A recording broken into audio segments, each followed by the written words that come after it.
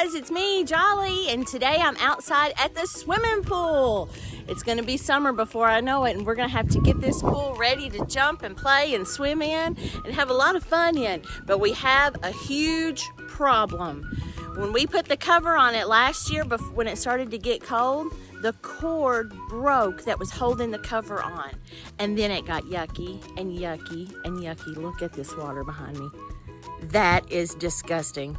Who's gonna want to swim in that water? I don't want to swim in that water. That is nasty. I'm not getting in there. We're gonna have to get this cover off. We're gonna have to get the water cleaned up. We're probably gonna have to go to the pool place and get special stuff to put in there. We may even have to take all the water out and start all over on this crazy thing. Who knows? It's gonna be a big job, but I know one thing for sure. I am not getting in that nasty water. No way, Jose. Not even my big toe in that nasty water. That is disgusting. Did you know there's a story in the Bible about some pretty disgusting water that somebody had to get in? That's our story today, and that person's name was Naaman. Naaman is healed. There once was a man named Naaman. Naaman was a captain under the king of Syria. He was a good man who tried to do the right thing, but Naaman had a problem. Naaman had leprosy. Leprosy was a horrible disease. It caused people to have huge sores all over their body, and there was no way to get better. When someone had leprosy, they usually died. People were very scared of leprosy, and the people who had it, because it was very catchy. When someone had leprosy, they had to leave their family and friends and go live in a place with all the other lepers. Naaman knew this might happen to him, but his wife didn't want him to have to leave or move away, and neither did the king. They wanted to figure out a way to help Naaman get better, but they didn't know what to do. Naaman's wife had a young girl who was her maid. This young girl wasn't from Syria. She was from Israel. She had been kidnapped and brought to Syria, and now she worked for Naaman and his wife. She heard of Naaman's problem and knew exactly what to do. She knew there was a man in Israel named Elisha, who was a prophet of God. She believed God could heal Naaman, and God would tell Elisha just how to do it. When the king heard about Elisha, he thought it was a great plan, so he told Naaman to go and find him. The king gave Naaman lots of silver, gold, and fancy clothes to take as presents for Elijah. Then the king also wrote a letter to the king of Israel asking for his help. He thought the king would read the letter and help Naaman find Elisha. Naaman took the gifts and the letter and headed to visit the king of Israel. When Naaman arrived in Israel, he took the letter to the king. The king read it and became very upset, so upset that he ripped his clothes off. The letter said, "Please heal Naaman of his leprosy." The king didn't know how to heal Naaman. He didn't think about Elisha at all. He just thought about what he couldn't do. He was afraid the king of Syria only asked him to do this impossible thing because he wanted to start a fight with Israel. Elisha heard what had happened and about how upset it made the king, so he sent a message for the king to send Naaman to visit him. Naaman went right to Elisha's house, excited that he would soon be healed. He stood outside of Elisha's door, but Elisha didn't go outside. Instead, he sent his servant outside with a message. The servant told Naaman to go to the Jordan River and dunk his head under the water 7 times. This made Naaman angry. Naaman was mad that Elisha didn't come out to talk to him. He was a very important man, and he wasn't used to talking to servants. Naaman was also mad that he had to get in the Jordan River. The Jordan River was small and muddy. He would much rather dunk in a nice, clean river like the Damascus. Elisha's servant said, "This is an easy thing to do. If Elijah would have told you to do something very difficult, you would have tried to do it. Why can't you try to do this easy thing?" So Naaman went to the yucky, muddy Jordan River. He got into the water, and then he dunked his head 7 times, just as the servant had told him to do. When he came out of the water the last time, his sores were healed and his leprosy was gone. Naaman was so excited, he rushed back to Elisha's house to thank him. He tried to give Elisha the gifts the king had sent, but Elisha refused to take them. God healed Naaman, not Elisha. Elisha wasn't going to accept payment for what God had done. Just before Naaman left to return home, he said, "The God of Israel is the one true God."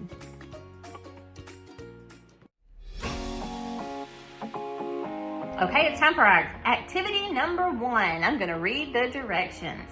You have just heard the story of Naaman. Below are a few scenes from the story, but they are all out of order. Look at the pictures and draw a line, putting them in the right order. Okay, let's see what we've got here. What kind of pictures do we have? This first picture, it's a picture of Naaman when he was in the Jordan River. But look at him very carefully. What is all over him?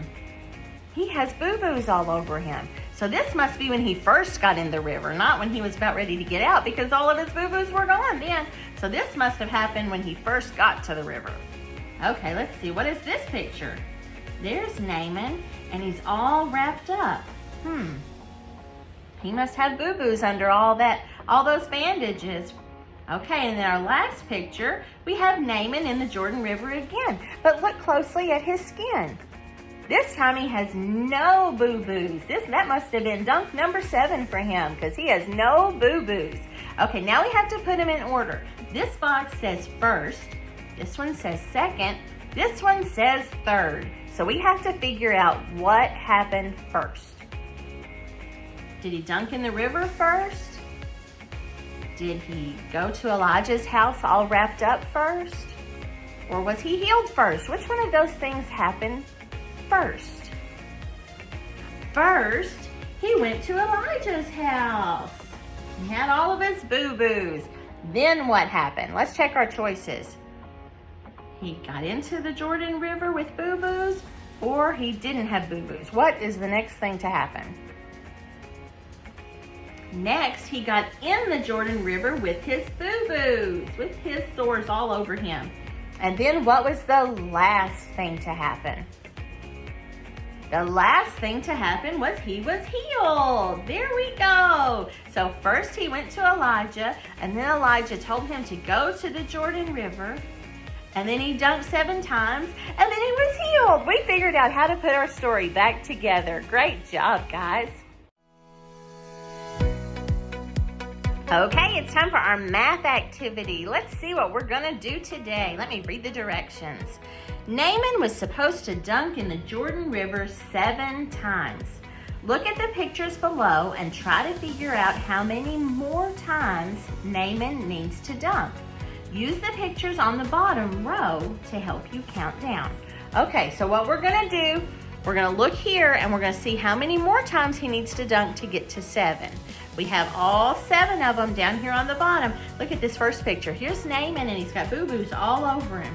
And then he goes under and comes up and goes under and comes up and goes under and comes up and goes under and comes up and goes under and comes up and goes under and comes up and goes under and comes up, and then he comes up and he's healed. Yay! This is 1, 2, 3, 4, 5, 6, 7 times that he goes under. So this row is going to help us to count them down. Okay, let's get started. On this first one up here, we have 1, 2. So he's gone under the water 2 times. How many more times does he need to go under to get to 7? Let's see. We're going to do 1, 2. Now, how many more to get to 7? Let's count. 1, 2, 3, 4, 5. So if he goes under 2 times, he still has 5 more times to go. Let's do the next one. 1, 2, 3. So once he's dunked under 1, 2, 3 times, how many more does he need to go to get to 7? Okay, we've got 1, 2 already crossed out. Let's go ahead and cross out that third one. Now, how many are left? 1, 2, 3, 4. So if he dunks 3 times, he still needs to dunk 4 more before he gets to 7. Okay, let's do the next one. 1, 2, 3, 4. 4 dunks. How many are left? Let's see, 1, 2, 3. Let's mark out number 4. How many are left? 1, 2, 3. So if he already did 4, he needs to do 3 more. Yay. 4 times plus 3 more times will be 7 times. Okay, now we've got the last one. 1, 2, 3, 4, 5. If he's dunked 5 times, how many more to get to 7? So we need to mark out 5 down here. 1, 2, 3, 4, 5. How many more dunks? 1, 2. So if he did 5 dunks, and he needs to do 2 more to get to 7. Good job, guys. Okay, now we're going to do our memory verse. I'm going to read it. Go and wash in the Jordan 7 times, and thou shalt be clean. 2 Kings 5:10. Okay, today's letter of the day is the letter N. N is for Naaman. Okay, there's the big N and there's the little n. So we're going to look for our big N and our little n in our verse. I'm going to read it slowly and we're going to see if we can find them. Go and, oh, I see an N in that word. Do you see an N in that word? There it is, right in the middle. There's a little letter N. Go and wash in, there's an N in that word. It's at the last of the word. It's at the end. Go and wash in the Jordan. Oh, I see an N. Did you all see N in that word? Let's look carefully. There it is. We found it. Go and wash in the Jordan 7. I see N in that word. There are lots of N's in this verse. This one is going to be the very last letter of this word too. Go and wash in the Jordan 7 times. And there's an N. I see it. Do you see it? Right here in the middle. Go and wash in the Jordan 7 times, and thou shalt be clean. I see an N. Did you all catch that N in that word? Do you see it? Where is it? It's at the end. Go and wash in the Jordan 7 times, and thou shalt be clean. 2 Kings. There's an N in Kings. Can you find it? Right in the middle. Okay, one more time. Go and wash in the Jordan 7 times, and thou shalt be clean. 2 Kings 5:10. Great job, guys. There were lots of N's in there. Let's count them. 1, 2, 3, 4, 5, 6, 7. 7 N's in our memory verse. Good job, guys. All right, it's time for activity number 3. Let's look at our big word of the day. Today's big word is leprosy. Do you all know what leprosy means? Do you remember that from our story?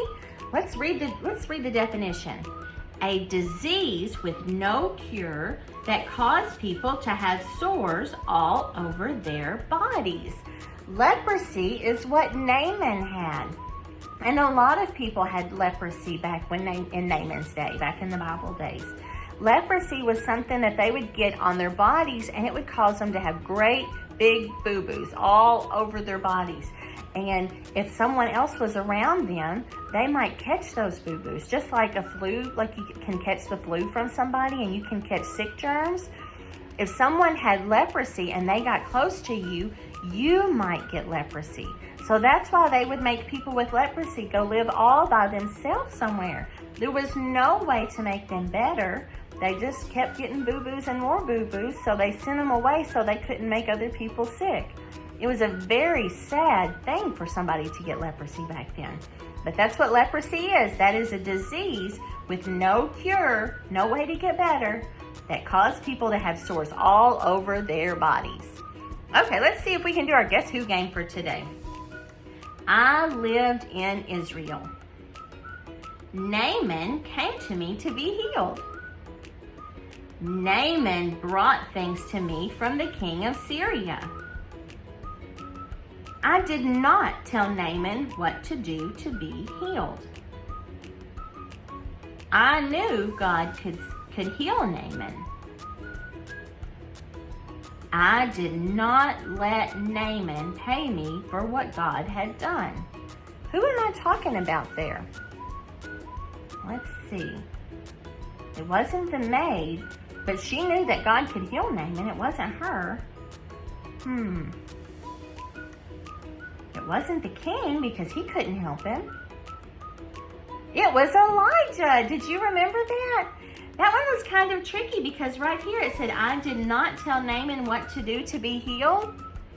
Elijah didn't tell Naaman. Elijah told his servant and the servant told him. But that was the only one that was kind of tricky. But the answer to this one is Elijah. Okay, let's see what we're drawing today. Because Naaman was a leper, he had sores all over his body. In the space below, draw a picture of a person with sores on their skin. Oh goodness, we have to draw a whole person on this one. Okay, first of all, I'm gonna draw a face. Boop, boop, boop. And then we'll draw a neck. And let's draw a shirt here. We'll do like this. And like this. And we'll go ahead and put some pants on him, but I don't think people wore pants back in Naaman's day. I think they wore robes and stuff. Okay, and then we'll give him an arm. Oh, that is such a pitiful looking arm. And then hands. Boop, boop, boop. And then another arm, and boop, boop, boop. There's hands. And then we'll give him some legs down here, and some feet. Okay, so we've got him. Oh, let's give him some hair. Okay. Now we've drawn our person, our pitiful person. Oh, that looks so bad. Okay, now we have to draw some sores on this person.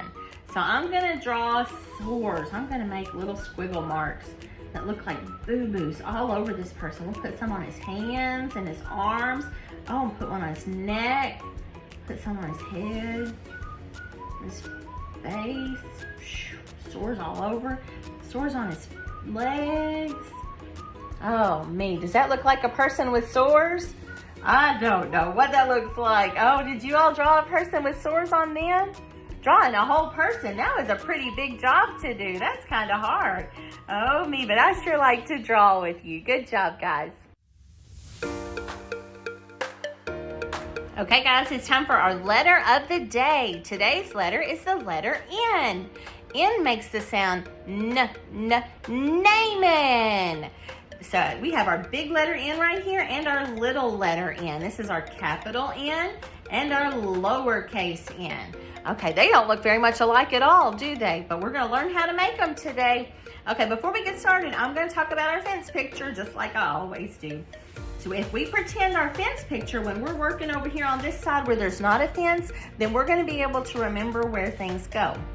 So we're first going to practice it on this side, and then we'll practice it on this side. But when we're pretending, I'm going to call this line the ground. So we're going to pretend like this line right here is the ground, just like in our picture.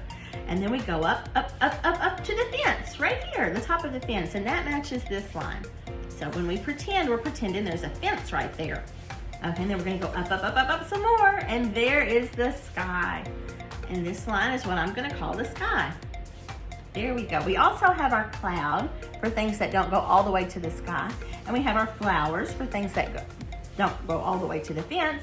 And we have our roots down here for things that go under the ground. But we're not going to use our root and our flower and our cloud to make our ends today. Okay, to make the letter N, first we're going to start on the ground. And we're going to go all the way up to the sky. And then we're going to go a slant line all the way down to the ground. And then we're going to go straight back up to the sky. There we go. That's how we make a letter N. That's our capital letter N. Now let's make a lowercase n. To make your lowercase n, we're going to start at the fence and go down to the ground. And then we're going to come all the way, we're going to come almost all the way to the top of the fence, and we're going to make a hump that touches the fence and comes back down to the ground. And there we go, guys. That is our big letter N and our little letter N. Now we're going to come over here to this other side and we're going to practice. But remember, we have to imagine our fence picture in here before we get started. We have to remember where all the things are. Okay, we're gonna make our big letter N. Start at the ground, go up to the sky, slant back down to the ground, and then straight back up to the sky. There we go, N number 1. Let's make N number 2. Start on the ground, all the way up to the sky, slant line to the ground, and then straight back up to the sky. Ta-da! N number 2. One more time. Start on the ground, all the way up to the sky, slant line to the ground, and then straight back up, all the way to the sky.